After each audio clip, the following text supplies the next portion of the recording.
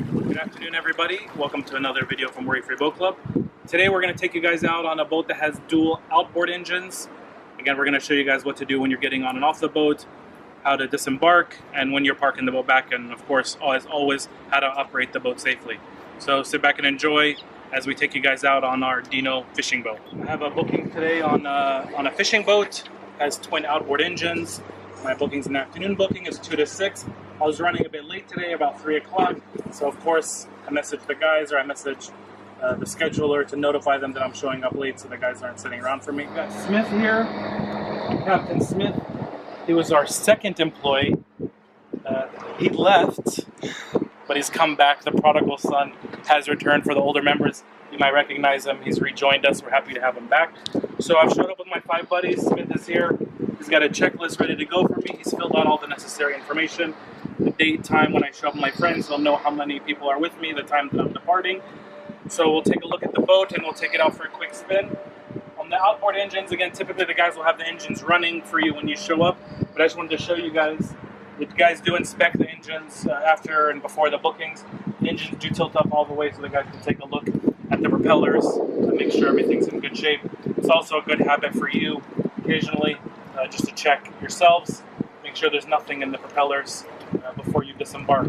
So again, I'm going to take my shoes off. They're soft sole, but you know, I always like to take my shoes off when I'm getting on a boat. Everything's wide open here, so it's really easy to see. Again, it's a dual engine boat, so we got 2 throttles, a left throttle and a right throttle corresponding to each engine, GPS, all that stuff, which we'll cover in a moment. I got 5 buddies with me. Of course, the staff should and do check all the safety equipment between bookings, but I want to make sure, again, it's my life, it's very important to me. I got wife and kids, I need to make sure I go home to them. So there's 6 of us. I want to make sure 6 life jackets, working order, look good, flares, everything have been checked, so I know that if there's a problem, that I'll be able to get out of it. So starting process is very similar. The engines are in the up position now, so I'll just go ahead and put them down. There's a position on all boats. It's always on the throttle or near the throttle, which raises and lowers the engines. As you can hear, they're working. The engines are in the water. As soon as the tone changes, I know that they're all the way down. Got a little high pitch there. I know the engines are in the down position. Smith will get on the boat. He's going to show me the fuel level. He's indicated on the checklist, but again, of course, for myself, it's 3/4. Smith, you got 3/4 on the checklist? Yes, sir. All right. So I need to return the boat with either 3/4 of fuel. If I return it with less, of course, I'm going to have cash with me, because that's what you do to pay the guys to fill the boat. If I bring it back full, the guys will either give me that cash back or credit my account. So start up the engines. Just real quick, because when you're going out on a fishing boat, typically you're going to be doing a little bit different activities. So all the boats are equipped with a GPS and fish finder. Here on the Dino, we have a 7-inch Garmin unit. So this will show me where I am. It'll also show me where the fish are, usually. We do require that you use the fishing boats to go fishing. That's what they're designed for. There's rod holders, all that kind of stuff. Please don't fish on the sport boats. And guys shouldn't allow it. We certainly don't allow it as a company policy. So I'm going fishing, taking a fishing boat. Again, you can use the fishing boats for other activities, but if you are specifically going fishing, then you need to take a fishing boat. So the engines are started. The guys warmed it up before I got here, so we can go ahead and get ready to go. I do want to just give you a quick layout of the cockpit. Some of the boats are equipped with automatic anchors, so we have our anchor control here. This is a transponder. If there's an emergency, all of the boats in the UAE are required to have it. I can push the transponder button. The Coast Guard will contact us first to see if there's a problem, because they have our phone numbers on file. We'll try to contact the members. If we can't contact you, the Coast Guard will send somebody out. So please make sure you don't push that button unless you need it. Obviously, if you need to push it, but if the Coast Guard comes out and it was unintentional, there's potentially a fine that's involved. There's also some switches here. They're all identified. There's different things, water pump, GPS and stereo, those kinds of things are all identified. Again, when you show up for your booking, if you have any questions, ask the guys and they'll go over these with you. I've been boating for 30 years. I know what the switches are, but if you haven't, this is your first time, welcome to the club, welcome to boating, but please do spend a few times going over that stuff with the guys. So we're ready to go. The guys will clear the line. Again, we're pulling away from a left pontoon here. So since we're pulling away from a left pontoon, it's a bit easier because we're going the opposite direction. You want to make sure that you're, using the appropriate engine when you're on a dual engine boat to pull away from the pontoon so you don't damage the boat. The guys will clear my lines for me. Once I'm ready to go, they'll give me a little push off and they'll tell me all's clear. We'll push the boat and we'll pull away from the marina. So my guests are on the boat. So I want to turn away from the marina. I'm only going to engage one engine. It's going to give me a really nice, clean pull away. If there's a wind, depending on which direction it's coming in, I may need to use the other engine. Today we're lucky, but I want to make sure that I'm giving myself some space. If there is no space, or if I'm on the opposite direction pontoon from the wind is blowing, then I want the guys to walk me back. And we'll show that in another video. The guys will actually walk the boat back so it doesn't hit the pontoon. So I'm clear of the marina. I'm going to engage the other engine to turn us away from it. We're clear of the marina. I'm going to go ahead and engage forward to get us going straight. Smith has already taken the fenders in. As a reminder, you need to bring the fenders into the boat once you're away from the marina. They cost about $100, $150 dirhams to replace. So please make sure when you pull away from the marina that you pull those in, pull the ropes in, so you don't lose them and have to reimburse us for it. Heading out of the marina now. We're not going to go out to the water today. We'll just clear the marina and come back.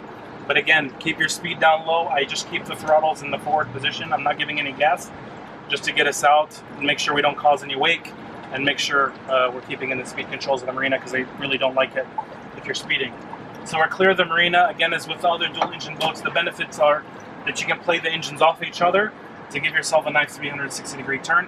So I'll put the left engine in reverse and the right engine in forward, with the engines straight forward, and it should start to pull us into a 360. Now, depending on the way the wind, the current is, I may have to give the right engine a little bit more, the left engine a little bit more.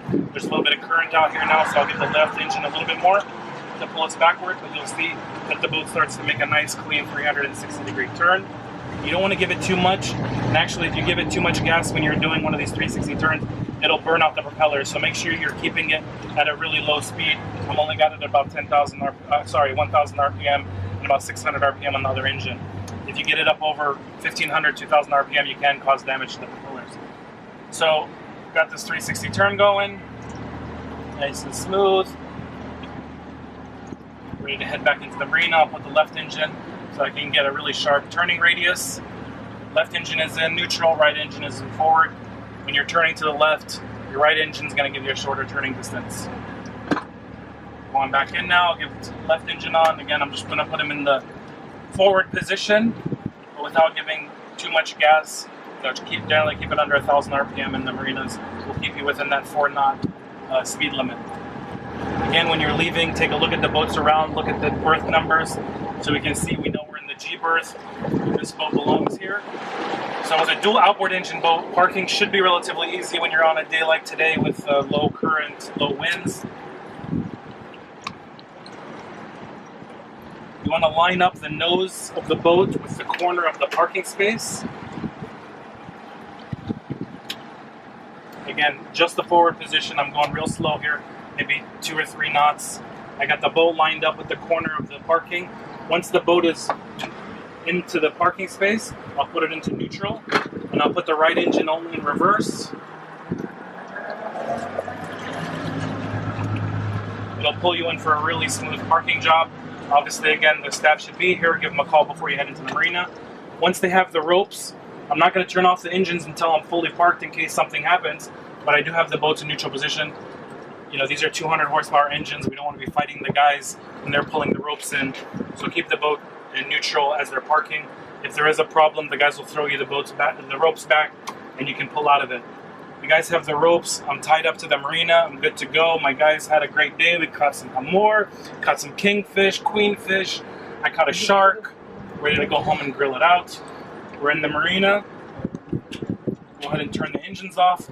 Again, for myself, as a boater for my whole life, I know to pick up the engines on an outboard engine once I park, so I'll go ahead and do that. The guys will do this for you if you forget. It's not a big deal because they need to inspect the propellers anyway.